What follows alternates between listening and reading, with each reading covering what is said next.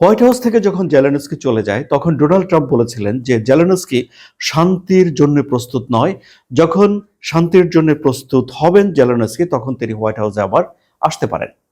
এখন দ্বিতীয় যে বিষয়টি রয়েছে সেটি হলো যে জেলেনস্কির আচরণ পরিবর্তন করা। মানে ডোনাল্ড ট্রাম্প চান যে জেলেনস্কির আচরণ পরিবর্তন করতে হবে। তাহলে দুটো বিষয় আমরা পেলাম, এক হলো খনিজের চুক্তিটি হয়ে যাওয়া, দুই হলো জেলেনস্কির আচরণ পরিবর্তন করা।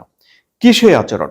ডোনাল্ড ট্রাম্প মনে করেন যে ভ্লাদিমির পুতিনের জন্য জেলেনস্কির অপরিসীম ঘৃণা রয়েছে এবং এই যে ঘৃণা এর বিপরীতে শান্তির চুক্তি কিভাবে ডোনাল্ড ট্রাম্প করবেন এটা একটা বড় প্রশ্ন হয়ে দাঁড়িয়েছে।